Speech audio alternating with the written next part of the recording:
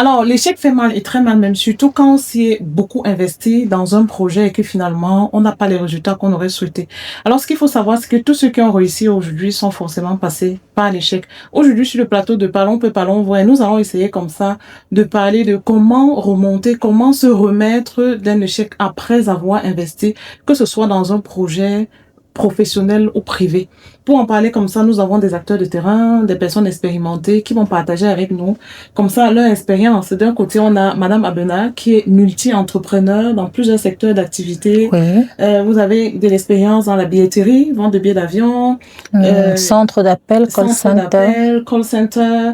Vous avez rajouté encore ça aujourd'hui, design d'intérieur pour les maisons que vous faites de temps en temps, quand vous avez du temps. Vous avez tellement de casquettes, vous avez beaucoup d'expérience. Auxiliaire de vie également. Auxiliaire de vie, donc vraiment vous avez porté beaucoup de casquettes. Beaucoup de casquettes veut dire aussi beaucoup d'investissements. Oui. Voilà, et aujourd'hui vous allez partager avec nous votre force de résilience. Comment est-ce que vous faites pour vous en sortir? Comment vous avez fait pour vous relever après les différents échecs que vous avez pu rencontrer dans votre parcours? De l'autre côté, on a Madame Sanian, qui est également multi-entrepreneur, vous la connaissez déjà. Elle est très fréquente sur ce plateau. Elle est entrepreneur dans le secteur de la mode culturelle. Bamenda, elle confectionne elle-même son propre design, vêtements, chaussures, sacs, bijoux. Elle est très active. Elle est investie également comme ça dans le culinaire, dans la restauration à domicile. Elle a beaucoup de choses qu'elle propose, beaucoup de talents. Aujourd'hui, je Parlons peu, Parlons vrai, nous allons essayer de répondre à cette question-là.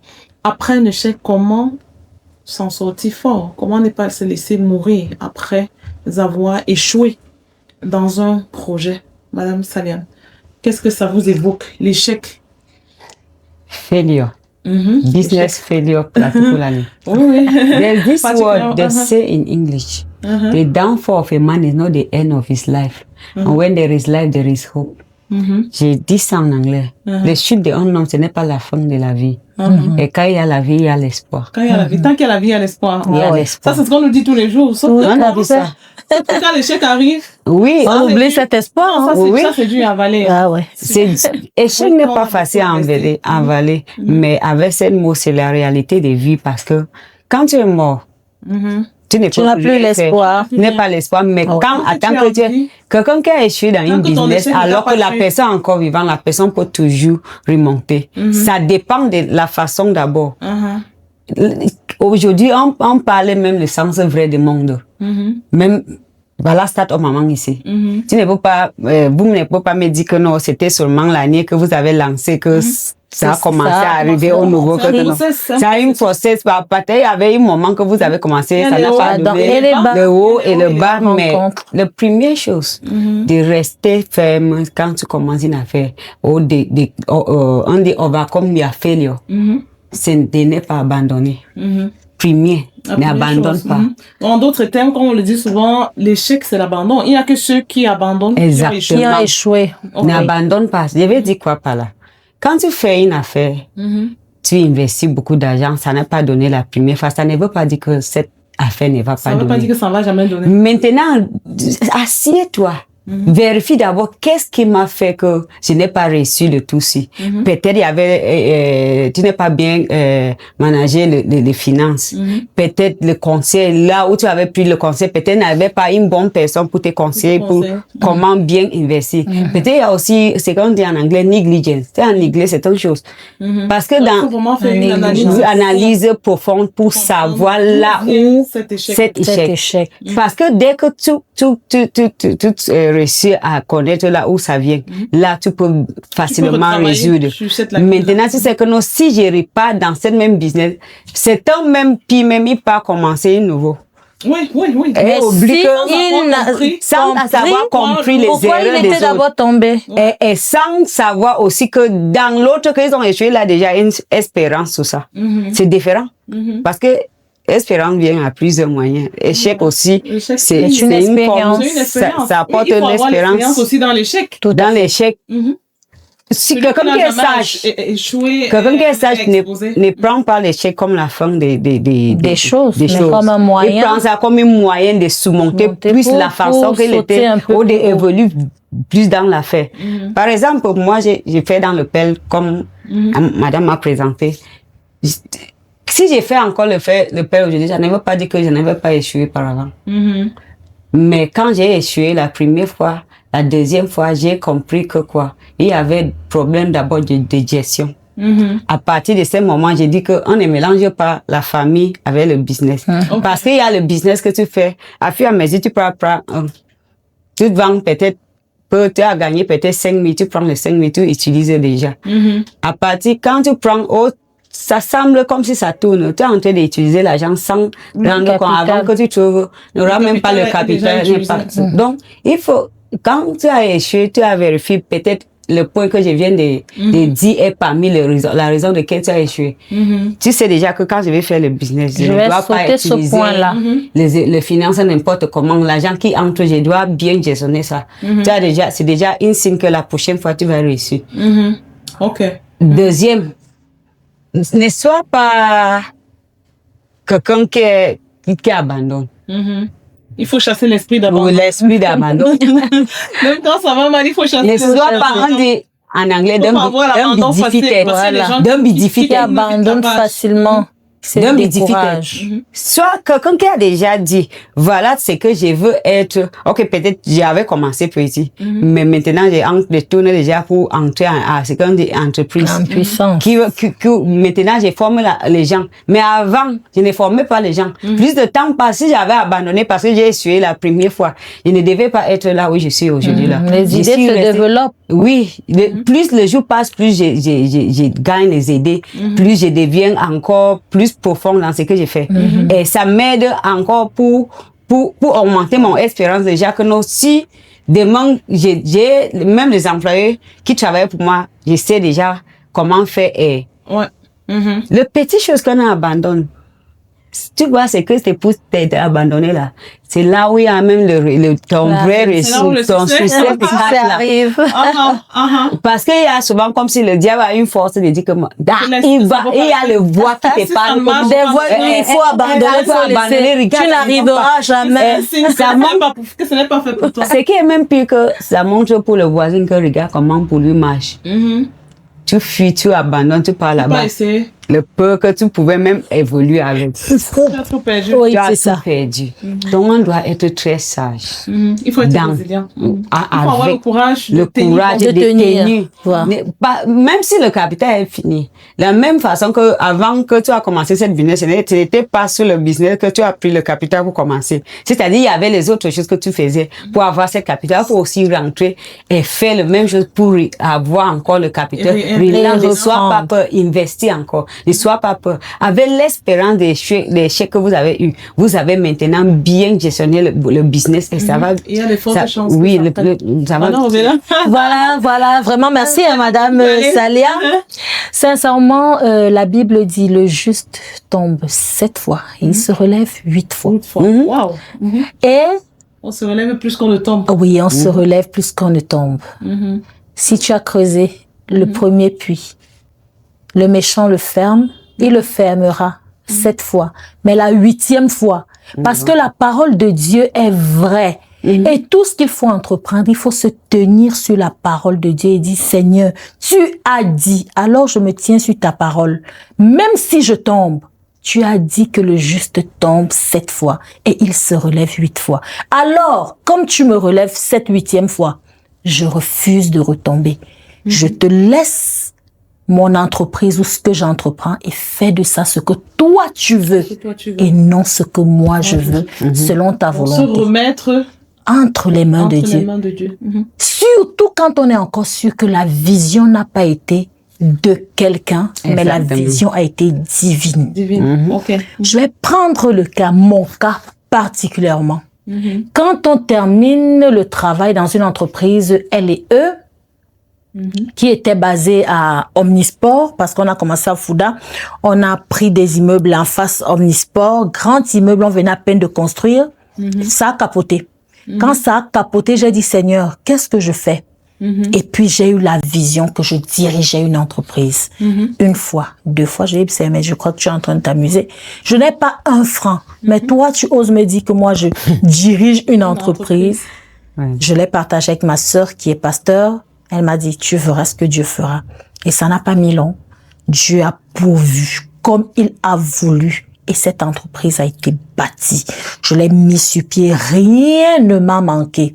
Je suis tombée, la première fois que j'ouvre à Jouvence, en face de la Duchesse. La société faisait dans quoi? C'était le call center, les ventes en ligne. C'est ce dans quoi j'ai le plus excellé. J'ai 12 à 13 ans d'expérience dans le domaine. Donc, j'ai eu tous les postes qu'on peut avoir. Super. C'est pourquoi j'ai osé ouvrir pour moi du genre. Et Dieu pour ne pas brûler des étapes, Dieu pouvait me mettre à un poste pour 3 mois. Il m'a enlevé, il me mettait à un autre poste pour 5 mois. Simplement pour que je puisse... Tu apprennes. Oui, et j'ai compris qu'on ne brûle pas les étapes, on ne quitte pas de 1 à 10. Celui qui quitte de 1 à 10 chute et il ne se relève plus. Bien sûr. Je l'ai ouvert, Dieu a permis, tout a fonctionné, ça roulait bien, on a travaillé, bien commencé.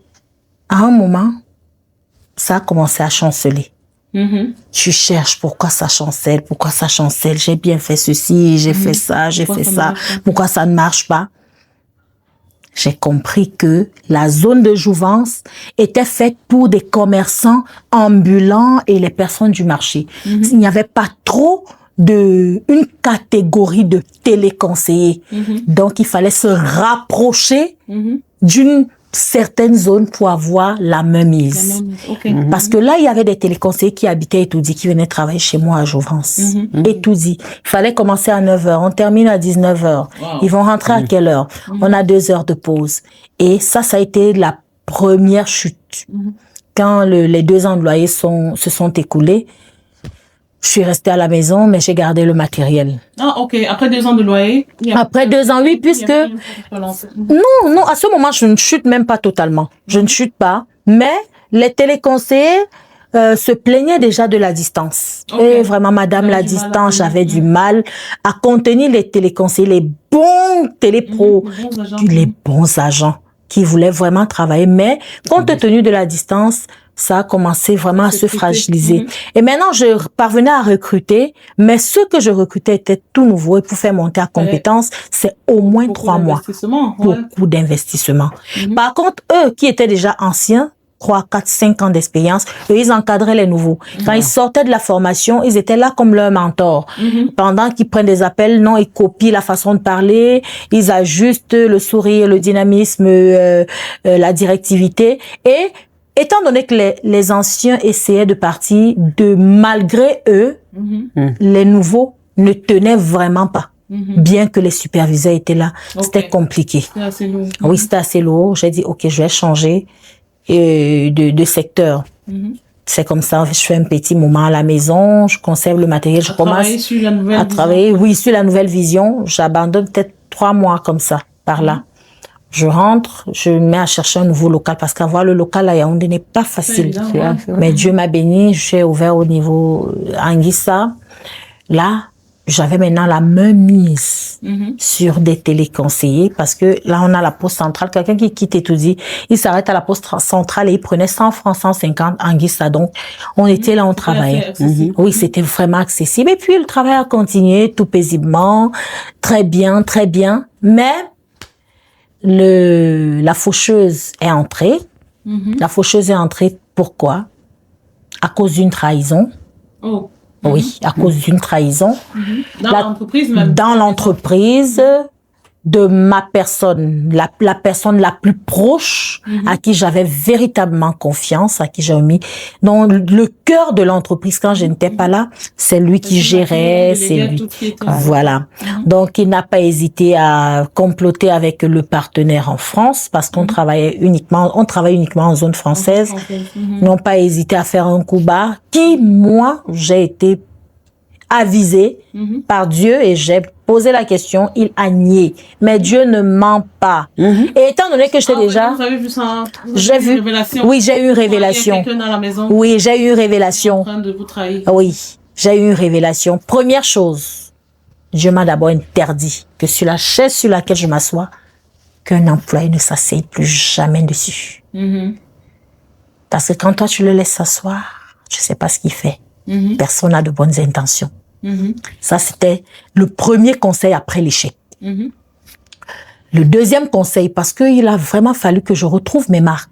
Le deuxième conseil après l'échec, après cette trahison, Dieu m'a dit, ne fais plus jamais confiance à quelqu'un. Tu n'es pas là, tu fermes ton bureau.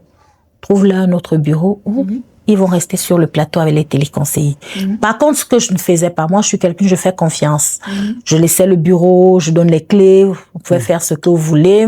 Aux heures de pause, je vais pas vous mettre dehors. J'ai commencé petit à petit. Oui, accès à tout. Du genre, c'est ma personne. Si je ne suis pas là, il peut gérer l'entreprise, il peut me relayer. Étant donné que nous tous, nous connaissons, nous avons côtoyé le domaine. C'est vrai que j'ai côtoyé cela peut-être 5 ans bien avant lui, mais il maîtrisait véritablement la chose. Donc, je tombe à cause de cette trahison. Cette trahison et ce jour... C'est vrai, ça m'a pas vraiment, je sais pas pourquoi jusqu'à présent, cette trahison ne m'a pas fait mal. Je ne sais pas si c'est parce que je suis prévenue, voilà. Parce que quelque part, j'ai été préparée à ça. Oui, j'ai été préparée. Ce jour, je prêchais à l'église. Je suis allée, j'ai prêché néanmoins. Et le partenaire, il est parti avec tout mon argent. Tout ce qu'on a travaillé, c'était le bénéfice de 3 mois. 3 mois de bénéfice. 3 mois de bénéfice. 3 mois de bénéfice. J'avais payé le loyer là encore 2 ans et demi ou 3 ans. Non, 2 ans et demi. Fallait prendre Camtel, la connexion Camtel, puisqu'on utilisait la fibre optique. Fallait, puisqu'on utilisait le groupe de le bâtiment avait un groupe, il fallait payer les charges. Je me retrouvais à pratiquement 350 000 francs de charges par mois, étant donné que le partenaire est parti avec beaucoup d'argent. Je me retrouve à la chute. Et là, le personnel, il y avait combien de personnes? Là, on avait 40 employés. 40 personnes? Oui, là, on avait 40. Il y avait 40 personnes dont il fallait payer? Là, on avait 40 employés. On avait le confirmateur, on avait la secrétaire, on avait les télépros maintenant, qui sont les téléconseillers.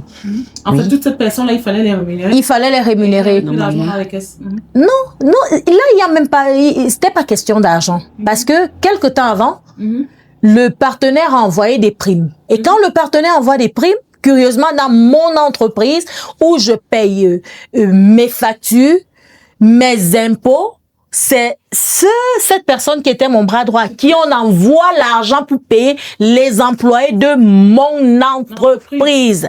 DF Consulting. C'est le nom de cette entreprise. Et ouais, c'est ça qui a interpellé en fait. C'est-à-dire comment ça se fait que ce soit c'était déjà c'était tellement fort. Oui, très avancé. Et quand il arrive d'ailleurs, quand il arrive pour travailler avec moi, je lui dis on va travailler avec ce partenaire. Fais très attention. Si tu me trahis, ça t'engage avec Dieu. Parce que je lui ai prévenu. Moi, je ne cache pas mes mots, je suis quelqu'un de vrai. Si tu viens pour la bénédiction, tu auras la bénédiction qui coule de ma tête. Mais si tu viens pour la malédiction, le Dieu se chargera de toi. Je ne me fatigue pas à prier pour toi, parce que je sais qu'il y a un Dieu qui contrôle tout. Et je disais, cette entreprise a été bâtie dans le creux de la main de Dieu. Si tu cherches à me briser, tu seras brisé. Mais il n'a pas hésité, parce que si tu es déjà prédisposé à faire le mal, Satan va vraiment s'accaparer de cette disposition. Et c'est comme ça l'entreprise a chamboulé.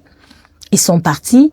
Quelque temps après, bref, excusez-moi un peu, cette période-là, et on a envoyé l'argent, il doit payer. Je dis, mais tiens, tu payes les employés dans mon entreprise. Je ne pense pas que ça sera possible. Maintenant, ça passait par lui, mon entreprise. Il a donc eu peur de payer les employés. Il m'a remis l'argent. Quand il m'a remis l'argent, il était sûr que je n'allais pas payer. J'ai payé tous les salaires des employés que moi, j'ai travaillé avec eux. J'ai payé. Et ça a basculé le lendemain ou le surlendemain du jour où j'avais payé. Donc, ils sont partis. Je ne leur dois pas 5 francs. Dieu a permis, j'ai payé. Maintenant, lui, il est parti avec tous les employés, celui qui m'a fait le coup, ils sont allés ouvrir quelque part. Donc, pendant qu'on travaillait ensemble, lui, il avait déjà ouvert, il était en train d'ouvrir, voilà, avec le même partenaire et d'autres personnes. Ils sont partis. Et moi également, en tant que pasteur, Dieu a dit que ce que tu scelles sur la terre là, c'est scellé au ciel. Et j'ai dit, si vous résistez, c'est comme ma main si j'ai posé sur ta tête pour te bénir dans mon entreprise. La suite de cette histoire, on l'aura tout à l'heure. Après la pub, ça s'annonce au croustillant. À tout à l'heure. Oui. Sans détour et sans tabou, parlons vrai, une émission des télémarchés.